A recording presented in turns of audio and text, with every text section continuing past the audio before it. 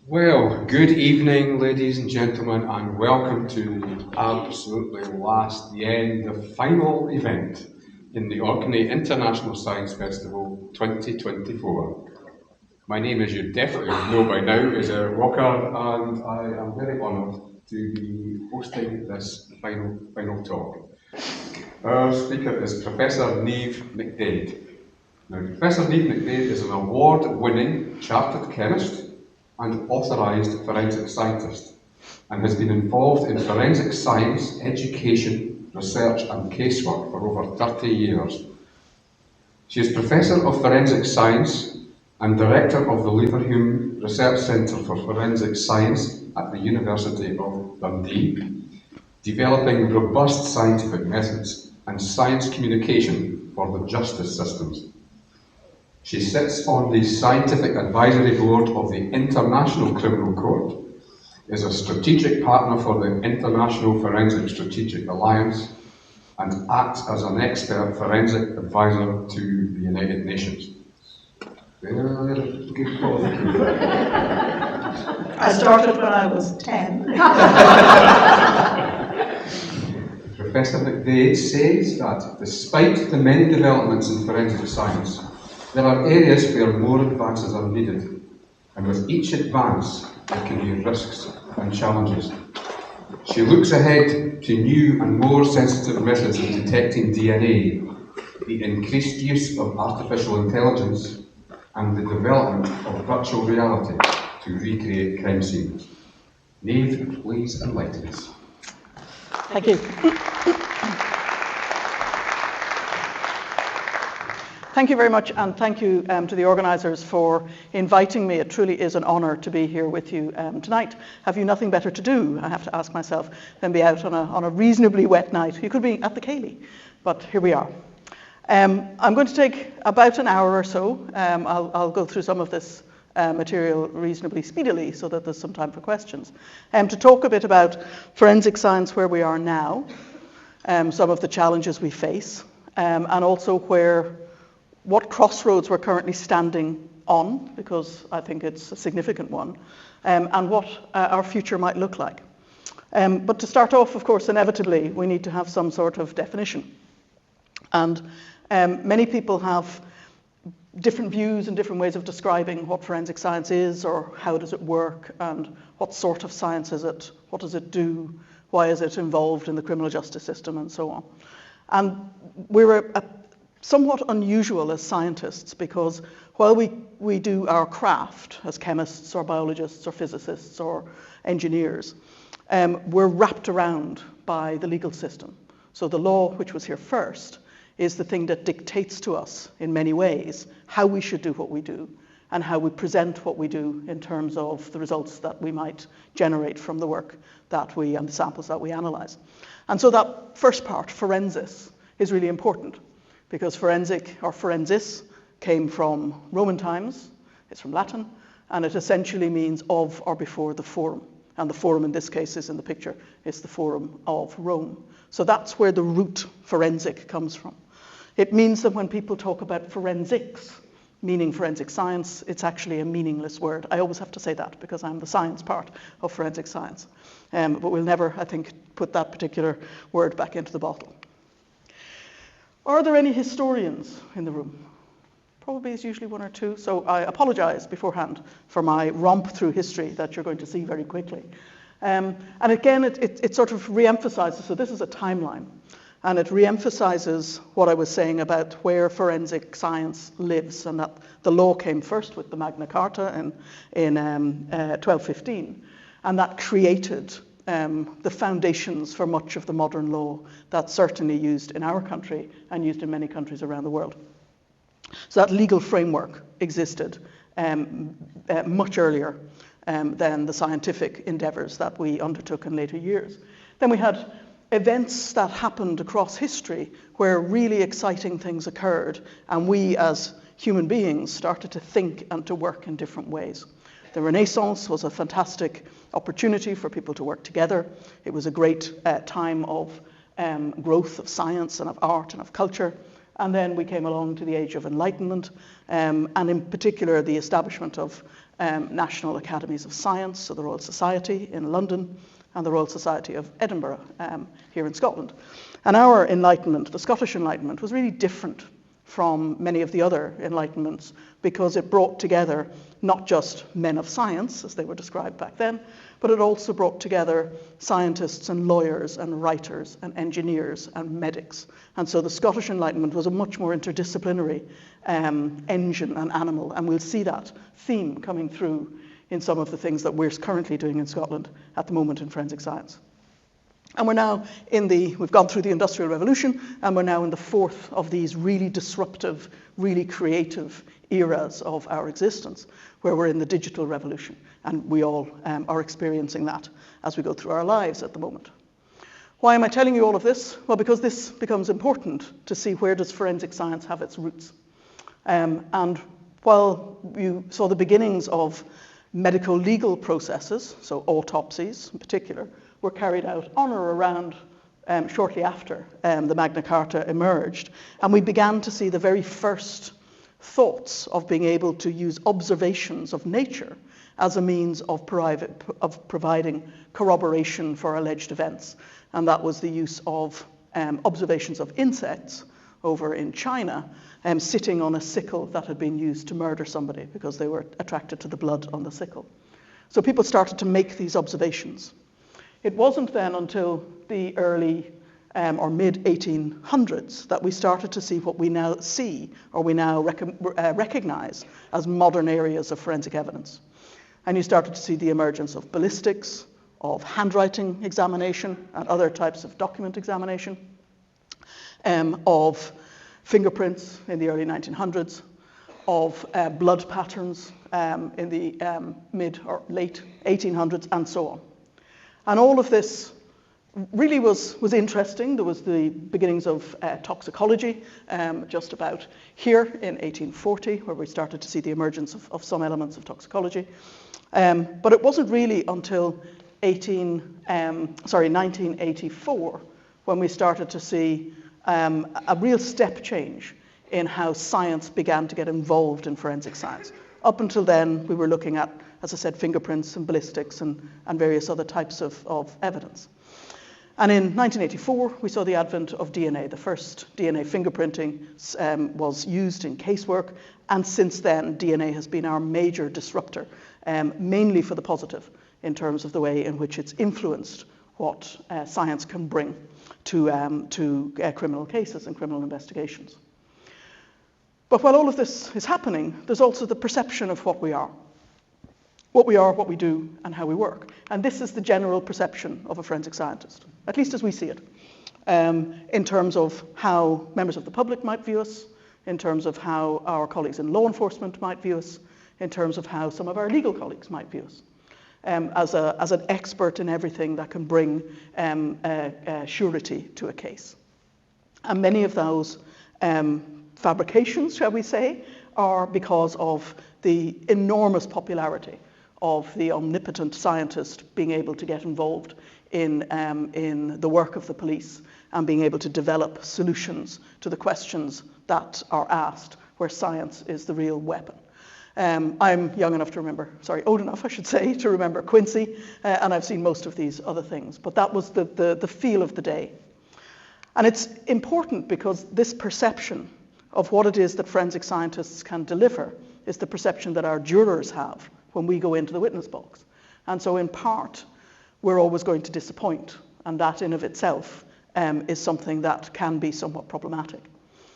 Speaking to some legal colleagues here in Scotland, at times when they're presenting very serious cases, one of the things that they have to do is explain to the jury why there isn't DNA in a case, because there's a perception that if there isn't DNA, then the prosecution case is rubbish. And there's not always DNA in cases, or the DNA might not have any value. In reality, we're kind of a bit of a complex mixture of different communities. We have the scientists, we have the people that work at the crime scene. Some of them are police officers, some of them are scientists. We have the scientists that work in the laboratory, and we have our legal colleagues that work in the courtroom. And then, of course, we have to interact with the public in one way or another. And the work that we do as forensic scientists is about gathering information at the crime scene, using that information might be traces of different things, trace evidence, if you will, using that information to try to recreate something that is alleged to have happened in the past.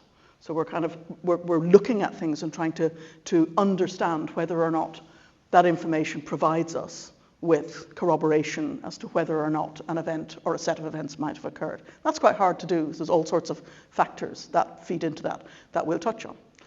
But the important thing is that there has to be a relationship between these different groups and individuals that are involved in these different stages from the crime scene to the courtroom. And in one sense, and so we're talking about the reality, in one sense, when you can break forensic science down into two sort of camps, if you like, two sides of things. One is, well, what do we do? We use scientific methodologies to measure things or measure events. We want to make sure that we follow a scientific method, that what we do is valid, is scientifically provable, is valid, is robust, is reproducible, and all of the good things that make science reliable, so that we can trust in the results and we can believe in what people say. We need to understand how we measure uncertainty in relationship to our different tests that we do. And then on the other side of the house, in terms of what forensic science is about, is we need to have a means whereby we can understand how do we know that what we do is actually reliable and valid.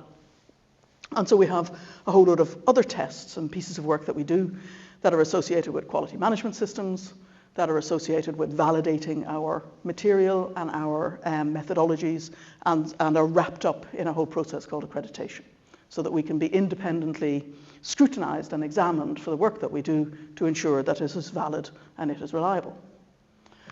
So we're just going to talk a little bit through. So this is the first, there's a few bits of audience participation. I forgot to tell you that at the beginning. So this is the first little bit of audience participation. So to start us off, forensic scientists examine this kind of stuff. So we examine ordinary materials that you come into contact and I come into contact with in the ordinary course of our lives. Clothing, footwear, vehicles, mobile phones, whatever it might be. Paint, glass, fibers, and so on. And we're interested in it when it becomes involved or is left over from an extraordinary event. So a criminal event or an allegation of a criminal event. And so what we have to do as forensic scientists is take this ordinary stuff and try to see, does it link together or link to other materials that are recovered from that crime scene. And that actually is quite difficult to do because a lot of the materials that we see and that we deal with are mass produced, and so there's a lot of background and noise, if you like, with respect to how we do those detections. But the first two sets of pillars that we look at is how do we detect all of this stuff? Do we have machines or different methodologies that we can use to detect different types of paint or glass or fibers or whatever it might be, DNA, etc. And if we detect it, how can we recognize it? So if it changes, how do we recognize it? How can we characterize it? And so we've got various instrumentation that we can use to do that, and that instrumentation changes all the time. But of course, the first thing, if you're at a crime scene, is that you need to be able to do a detection of this particular, or whatever it is that you are interested in. And in order to do that, you need to be able to spot it. And that's one of the challenges in crime scenes, is being able to identify what is of relevance. So we're going to do a little test. And so I'm going to show you a video. And there's a particular task that I'm going to ask you, or the video is going to ask you to do. So it's an awareness, a test of your detective powers. You have two teams, white and black. Your task is how many passes do the white team make? Do you have to count them?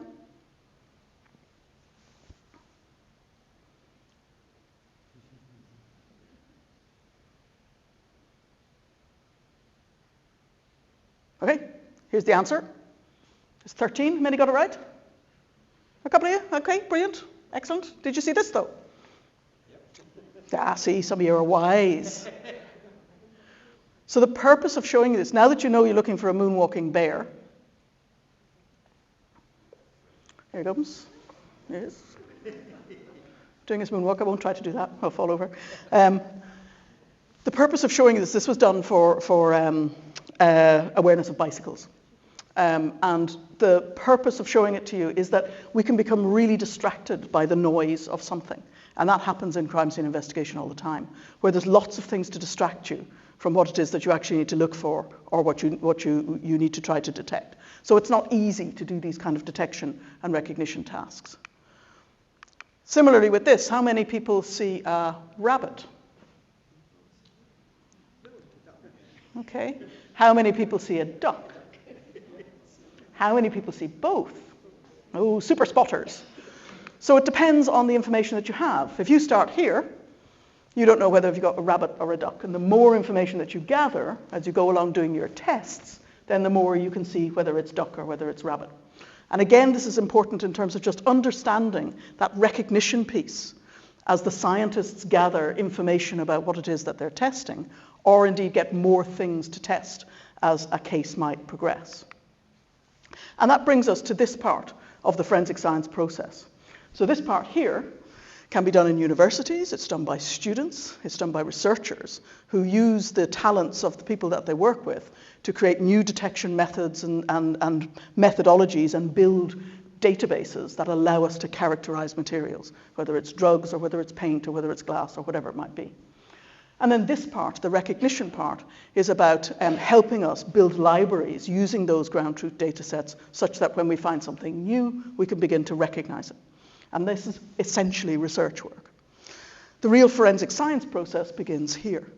And that is if I've got a sample that I've gathered, let's say, from a victim or from a crime scene, I can characterize it, I can detect it, and I can characterize it. I can recognize it. But unless I've got something to compare it with, my process stops because I can't go any further. So when I then get a questioned fiber, maybe a fiber that comes from a suspect's jumper, then I need to do a comparison between the two. My reference from the victim and the questioned item from the suspect. And then I have to look at these two items and I have to start to make some decisions about whether or not I can tell them apart from each other. You'll remember this drive us insane about 4 or 5 years ago when we saw this and we were asked, everybody was asked, what color is the wretched dress? Is it gold and white or is it blue and black? And it drove us literally insane for about a whole summer. And the answer was, well, it depends. It depends on how the photography was taken of the particular dress or whatever way in which it was compared. And so the point of showing you this is to say, well, this isn't simple because sometimes we don't do the same measurements on the samples, or we don't use the same instruments to do the measurements, or we have to make some sort of subjective determination. So depending on the type of evidence we're looking at, we can either make objective measurements for DNA and fibers and drugs and toxicology and so on and so forth, or we make subjective measurements. In other words, my opinion on fingerprints and ballistics matching bullets to guns, on tool marks, on handwriting, on shoe prints, and so on. And some would argue that that subjective measurement actually doesn't really involve any science at all. It involves measuring, looking at something, measuring whether or not there's similarities, there's dots or spots or lines or whatever it might be, and then comparing it with the similar measurement on the questioned item and doing a spot the difference, some could argue. Whatever methodology we have to use, we need to find a way of evaluating it and then communicating it. And the evaluation needs to be done within a context of the casework that we're dealing with. So if I go back to why don't I always get DNA, well, sometimes I might, but if it's in a situation or a scenario where the suspect is somebody who would normally handle the item I got the DNA from, then it doesn't give me any useful information at all. And so in the use of this reliable data in case context is really important. It's one of the critical elements of the forensic science process.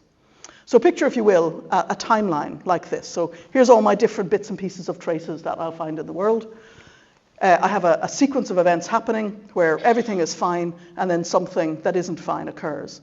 And then I have the beginnings of a potential criminal investigation where I need to discover that crime, I need to cordon off or secure that scene, I need to send my people in to gather materials from the crime scene, I need to take that material to the laboratory, do my laboratory tests, and eventually write my reports and go to court.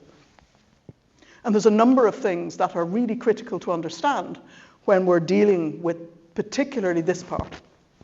And that is that if traces are passed between an object and a person, or two people, and by traces I mean, let's say for example, a fibre. And if you've got two people who are out having a pint and everything is going fine, and then one of them attacks the other for whatever reason, then you may get fibres transferring between those two people. But prior to the attack, the alleged event, you might have got fibres transferring between those two people anyway. So understanding the events that occur will help you contextualize the evidence that you might recover. And so understanding how materials transfer between people and objects and between objects and people becomes a critical issue. Equally, understanding what the background abundance of materials are. Many of you are wearing jeans, for example. So when you sit on the chairs that you sit on, there's a chance that you'll deposit some of those jean fibres onto the seats. Jeans are one of the most common items of clothing anywhere. And so when you sit on those seats, there's a chance that you'll pick up jean fibres from somebody else onto your clothing. So if somebody then is arrested and the suspect fibre is a jean fibre and you're in the wrong place at the wrong time, well, you can start to see how things might turn out. So understanding how materials transfer and persist is really important. This diagram, for example, shows you how DNA can transfer from a person to an object, in this case a gun, from a person to an object. So in the second row, DNA from person number 1, who shakes the hand of person number 2, and then the DNA of both people can be deposited on the gun, even though the first person never touched it, and so on. And these are known mechanisms that can occur. And then one of the final elements that we need to talk about is how we communicate science in the courtroom. And we're not really very good at it, with few exceptions. Because the critical thing about the use of science in court is the communication of what the results of our tests actually mean to people who are not scientists, whether they be lawyers or whether they be members of the public. They're the people that matter because they're the people that are making the decision about the guilt or otherwise of the individual in the dock. So that's the backdrop. What about how forensic science has developed in recent years? Because a lot of this is fairly obvious, and it's kind of has been the state of play for quite some time. Well, over the years, as I said, there is a perception of us as a particular type of witness that will be able to give incredibly impactful evidence in the courtroom, and that we're the kind of people that can pull the rabbit out of the hat. As time has gone past, when we started back in the 1830s with ballistics and document examination, in the 1900s with fingerprints, and then we started to look at particulate matter, the invention or the use of the microscope in our work, and so on, we started to do a lot more casework in drugs, toxicology, DNA, and now digital. What inevitably happened was that there was a demand that we do things faster, better, and cheaper.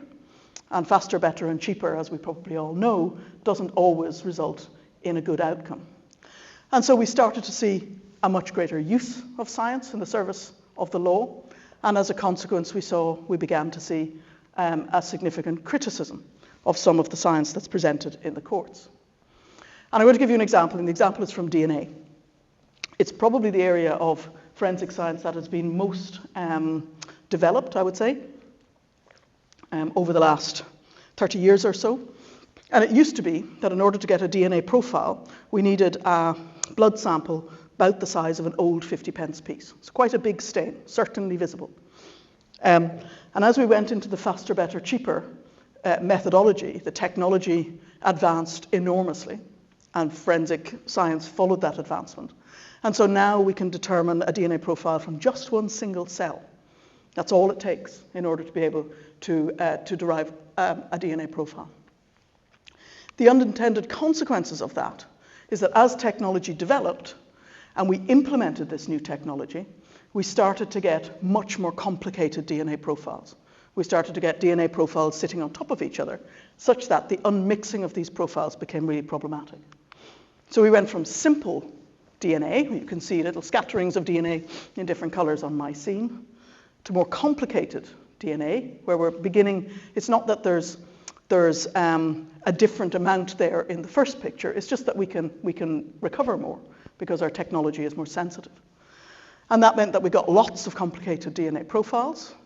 which meant that we actually couldn't determine them or unmix them. We needed to use technology to help us. So we created a whole bunch of algorithms, some of them open source so you could see them, some of them black box so you couldn't understand the mathematics. And what we ended up with is that in some circumstances, if the prosecution use one set of algorithms, so of mathematics, to unmix the DNA profiles, and the defense use a different set, equally as valid, they're just different, then we started to end up with different answers. And so the courts just got completely confused and said, we're done with this. And so in some parts of the world, America is particularly heightened to this, these kind of complex mixtures where you're dealing with 5 or 6 different individuals being present, are no longer being entertained in the courtroom. And so we're kind of here, which is not a good place for us to be. So we've, as I said, we've started implementing technology in a way that perhaps wasn't very sensible. At the same time, in 2009, a report came out in the United States from the American National Academy of Science, which is called the NAS report, or this is its proper title, Strengthening Forensic Science in the United States. And this was external people outside of forensic science reviewing the way in which forensic scientists did their scientific endeavors. And what they said is, you actually have a pretty big problem, folks, because within the work that you do, in many cases, not all, certainly, but in many cases, there's the absence of fundamental scientific principles in what you're doing, and the science that you're applying is neither valid nor reliable. So that's a pretty bold statement. And so we moved to the other side of the house, and we said, well, what are we going to do about this? What we have to do about it is do something. And so there was a real push for more and more accreditation, more and more quality management, more and more wraparound of the processes that we use in forensic science laboratories to try to tackle this scientific, fundamental scientific absence, if you like. But this is only process. So you can make sure that your processes work incredibly well, but if the science is rotten at the beginning, you're just going to get more rotten science, you're just going to do it better. And quality management has been around with us. One of the papers that are here, the title, the top one, was published in 1985, the same time we started to see the emergence of DNA as a technology. So it's been around with us for a long time, and we still haven't cracked the problem. But, and the but is big, there's more than just the National Academy of Science approach, our science report, that's problematic, that's telling us that since 2009, up until the modern day, and indeed there's an inquiry going on at the moment about the state of forensic science in the UK, looking at its contribution to miscarriages of justice. So it's continued to be problematic. We haven't fixed this problem. We haven't properly addressed it because we haven't really got a handle, I think, as a community on how to do so. So there's still significant flaws in what's happening within the way in which science has been applied to the problems and challenges associated with its use in the justice system. And so we're starting to see a lot of this, a lot of stuff in headlines, in newspapers across the globe, saying that there's a real problem around not just the criminal justice system, but around the way in which science is used within that system. So we're kind of here. We're getting worse, we're getting more dramatic as we go along. And we're stuck. We're at a crossroads now. And we really are stuck, and we've been sat here for some time. So part of what the future looks like is, how do we unstick ourselves, or do we want to? And one way of looking at it is when you go back to how science is resourced within the forensic science domain. This was done in 2009, the same year that the National Academy of Science report came out and said, you've got some big problems, folks. This survey was done, which is a survey of laboratories, forensic science laboratories in Europe, to say, where do you invest your research and development? And a lot of them said, well, we do almost nothing at the crime scene, and we do almost nothing at the courtroom, and we do a big pile of stuff in the middle in the laboratory. Because actually, one could argue that doing it in the laboratory is easy. And it's easy because it's inside in a scientific laboratory. So you've got high levels of control, high levels of protocols, so it's easy to actually do the scientific work in there and do the research work in that space.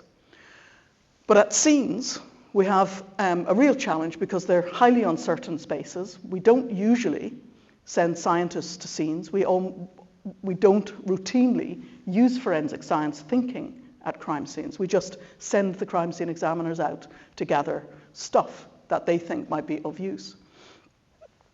We don't really triage that stuff. So there has, for many years, been a culture of let's just take everything and analyse everything and see what we get out of it.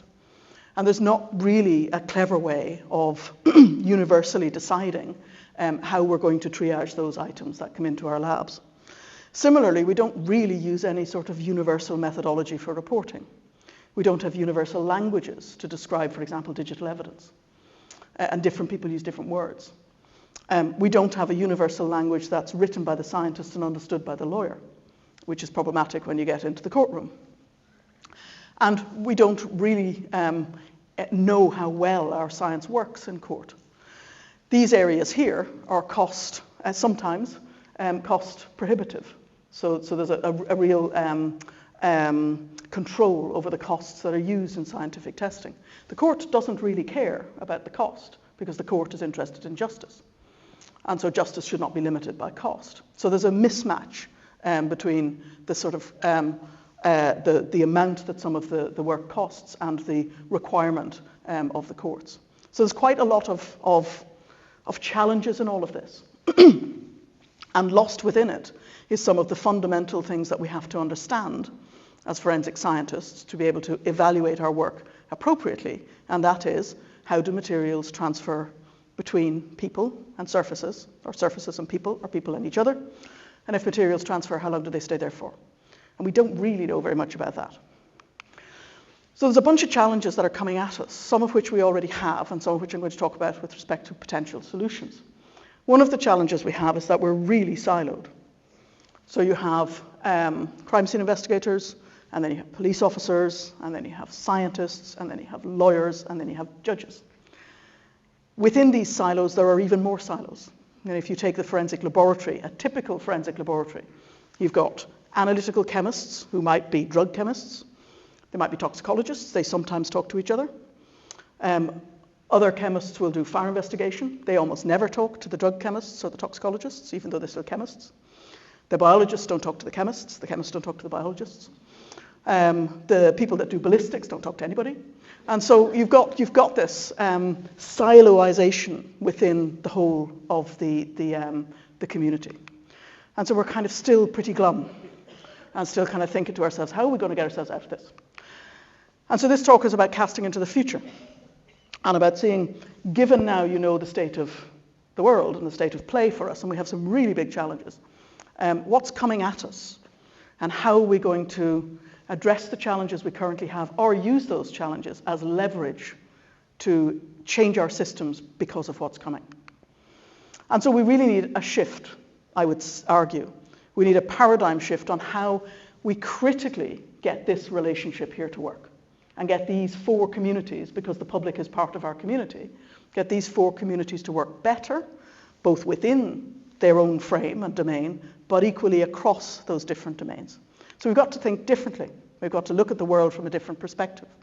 And we've got to look at the way in which we do our business and how we serve our communities and serve justice from a slightly different framework. And it's not all gloom and doom, because there are the shoots of change coming if we want to see them and if we want to attach ourselves to them as a scientific community serving a very important societal purpose. One of them is a new sort of philosophical framework that we've been developing, looking at what actually is forensic science and what is it trying to achieve and where should it be in this process of the crime scene to the courtroom. And you could argue, actually, that forensic science needs to start at the crime scene. The crime scene is often the most chaotic of places. It's a place where all of those remnants, those traces of the activity that is alleged to have occurred are left for us to find. And if we don't do that from a proper scientific perspective of understanding what the alleged event might be and having some sort of concept or forethought as to what types of traces we should be looking for, then we won't find the wood for the trees. And so bringing a scientific approach into crime scene investigation is really important, because there isn't really one used at the moment anywhere. That we bring the forensic scientists into casework where we give them contextualized information, because then they can do their jobs properly. They can use the knowledge and experience that they have together with the scientific knowledge that they have, to get the best out of the samples that might be provided to them. But having that scientific inquisitiveness around these kind of events and activities that are alleged to have occurred is really important. And this can be sometimes, this inquisitiveness and this ability to do testing or to do research around particular things that are relevant to a particular case, can sometimes be stifled by things like the requirements for accreditation, because you might have to go a little off-piste to be able to do some testing to see whether or not your hypothesis that you're framing up may be viable or not. And then we need to understand and we need to empower our courtroom actors, particularly the lawyers and the judges, to understand from their perspective what our interpretation means. So they need to become a little more numerate, perhaps, than they currently are, or we need to explain things in a different way. Or we're communicating our findings appropriately within that context. Because the future is coming, the future is already here. And the kind of technologies we're beginning to see out in the world and coming in our direction as forensics practitioners are many. We're seeing an increased use of technology, of course, of artificial intelligence, of machine learning and the different components that are associated with AI. We're starting to put sensors in our very hands through our mobile phones and other types of technology. You can now buy an iPhone that has a LiDAR scanner in it, or has a camera that's better than we could possibly have imagined even just a few years ago. So we can capture huge amounts of data, but and become so overwhelmed by that data that we don't really know what to do with it or how to handle it. With nanotechnology, we're seeing miniaturization of detectors and detector systems that, again, are enabling our scientists to measure more and more and more, but more and more and more of what, and to what value, and is it useful in answering our questions. I'll play that little video. So one of the things we're doing at the university is looking to see, can we use virtual reality technology to capture crime scenes, so to image them, capture them, this is the imaging part, turn them into virtual reality spaces. We're looking at fire scenes, and then put investigators, this is a fire investigator, into those spaces and get them to do useful things while not actually being in the space at all. And she's drawing a plan of the interior of a fire-damaged compartment. And so tools like this are becoming our reality. What's the benefit of this? Well, the benefit of it is that if you may not need to deploy an expert out to a scene, then by creating a virtual reality representation of that scene, you can empower local scene investigators with advice from a forensic scientist on how to best tackle the examination of that scene. Or you can bring experts from anywhere in the world into your scene because you can bring them in virtually.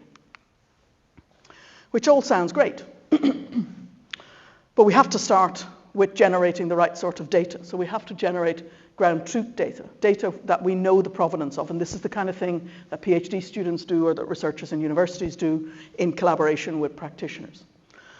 And when we know the source of that data, that empowers us to be able to start to look at how can we connect that data together depending on the question that we have to ask. So how can we interpret the data, and how can we hypothesize about what that data might mean in particular context? And that allows us, when we have the right context, to be able to look at the data in a particular way that enables us to see the full picture. You get the feeling I like cats, right? But we don't have enough ground truth data. It's one of the critical failures, I would say, of our entire industry. And it's one of the critical failures of our academic colleagues as well, me being one of them, in that we don't coordinate ourselves such that we can build national and global data sets that enable us to understand the transfer and the persistence of all of these things that we need to have information about. We've got good data sets or good information building for DNA, little bit for fibers, little bit for glass, not very much for anything else. That's a huge gap in the knowledge that we have, because without understanding transfer and persistence, then evaluating what does it mean to find a thing in a place becomes quite difficult. Because the questions are no longer who was there or what was this item, because we can tell what it was. It's how did it get there and when was it deposited? And unless we understand, as I said, transfer and persistence, we can't really answer those questions. We have a massive pace of change challenge. Digital is here. This is a diagram that was reported at the last Interpol. Interpol is a big meeting about forensic science every 3 years, and it was reported at the last one, and it basically said digitalization, so using digital devices in the world around us today is the single biggest tool that empowers crime. Whether it's cybercrime, whether it's financial crime, whether it's drug crime, trafficking, whatever it might be. It's the use of digital means of connecting people to each other is so enormously involved in this that it's become one of the biggest growing areas of evidence that forensic scientists have to deal with. And this connection of the digital and the physical world is now so entwined that it will never be unentwined. And so we as forensic scientists need to understand that, and we need to try to get our head around it and try to see where can we make use of the information that we can get in order to address the challenges that face us. So I've been talking for not quite an hour. And this data is actually a little bit old now, but it gives you an idea of the amount of data we across the world are creating in just 1 hour by sending each other messages or pictures or uploading video material onto the net, and this is just using social media. 57,000 images captured globally every second. It's mind-boggling in terms of the amount of data that is available. The rampant rise of AI, I'm a fan of improvements that these kind of technologies can bring, and one has to ask, if we're using it already in medicine, in healthcare, in the security industry, in the transportation industry, in all sorts of these different areas that we interact with on a daily basis, why are we not using it in forensic science? Because we're not. We're using it a bit, almost by stealth, but we're not looking at where AI and machine learning in particular can help us do some of the things that we may need to do in terms of searching vast amount of images, for example. And there's a real reluctance from the forensic science community, there has been, to engage in looking at the use of machine learning and deep learning and artificial intelligence. And part of that is because we don't have the data.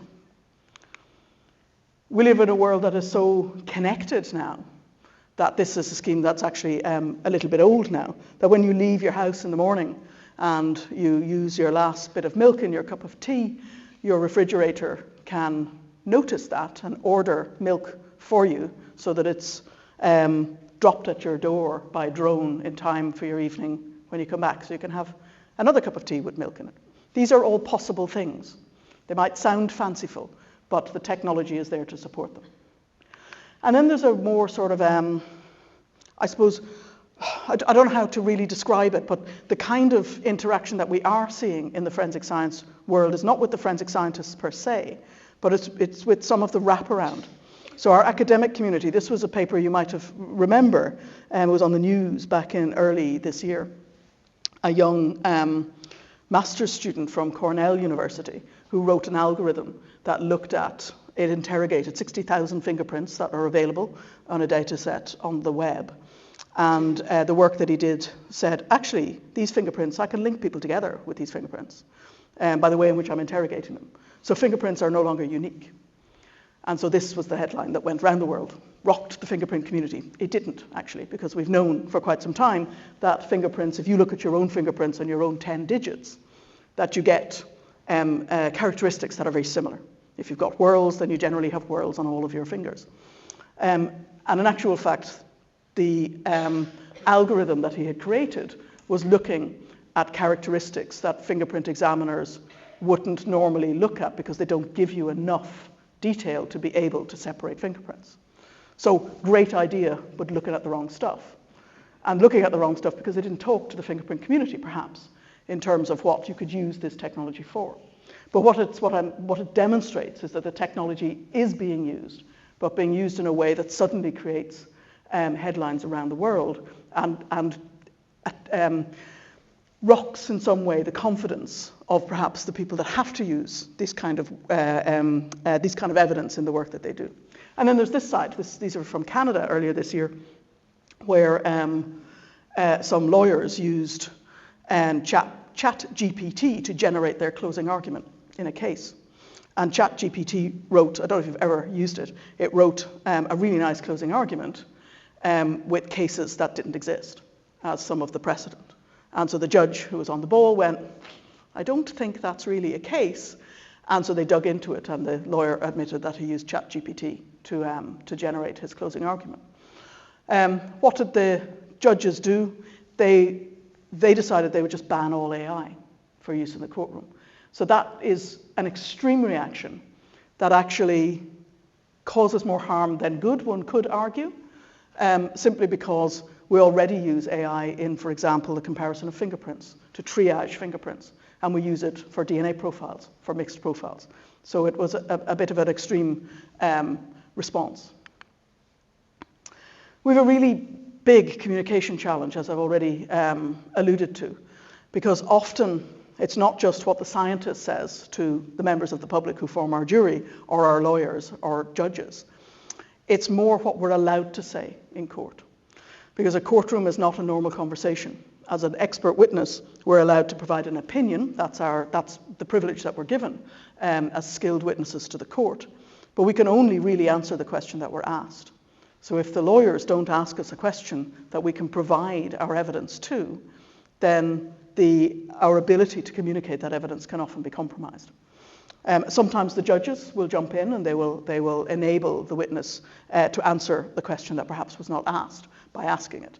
But it becomes very difficult and sometimes very challenging to be able to communicate effectively what it is that our evidence in our professional view means within the context of the case.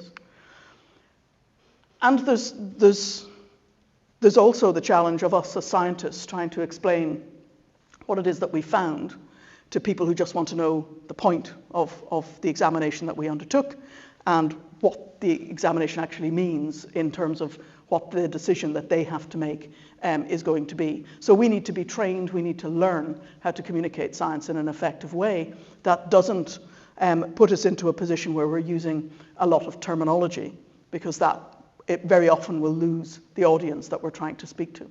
And this is not trivial, this is not easy, because as a witness, you're speaking to multiple audiences at the same time. You're speaking to the jury first and foremost. You're speaking to the lawyers, you're speaking to the judges, you're speaking to the members of the public in the gallery, you might be speaking to the press, you might be speaking to the victims, and you might be speaking to the defendant all at the same time. So communicating what all of your results mean within that case context becomes really, really important. And the frame within which you place your evidence becomes important because, of course, it can change the context. So at the university, we created a bunch of tools that tried to help us do that. Here's one of them here, a little blah, blah, blah card, which we have used in our communications with these different groups, these different silos, to try to say to them, look, if you're saying something that I don't understand, then we can't communicate with each other. So we need to find ways of trying to enable the different communities to understand each other. We've got some of the comics that we made here if you want to take any of them. And it's just using different tools and different means. Some of you might have done the evidence chamber a little bit earlier this evening to try to explain the critical issues that science is facing as we go into the courtroom, and in particular those things about transfer persistence and background abundance.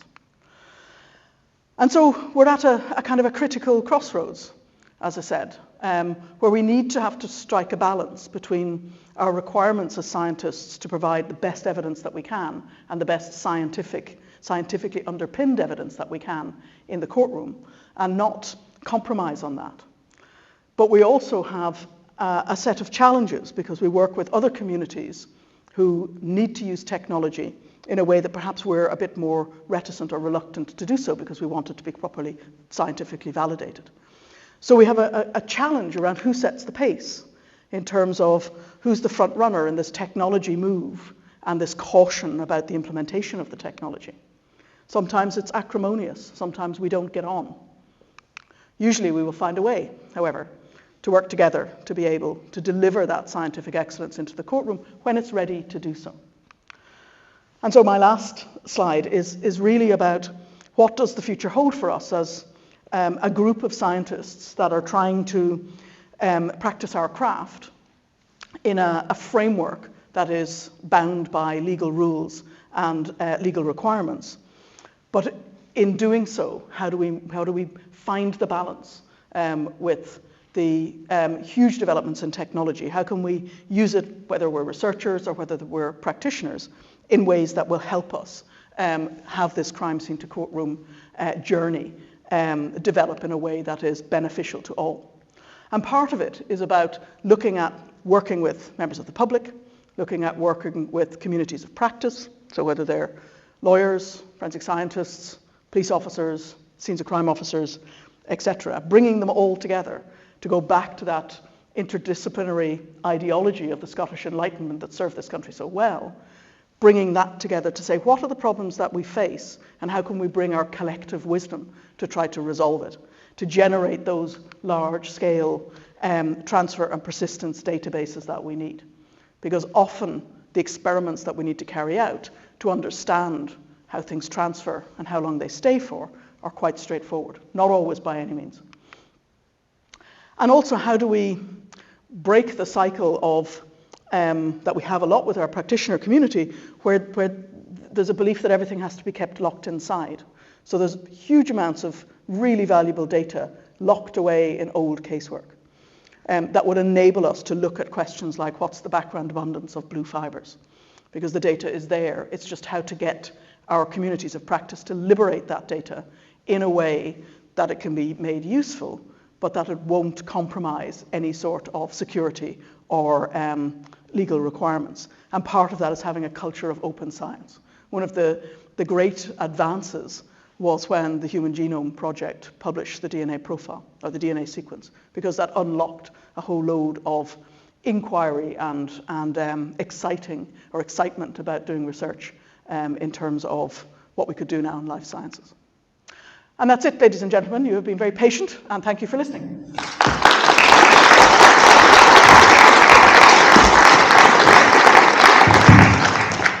What an excellent talk, Niamh. You've got my mind absolutely racing with questions.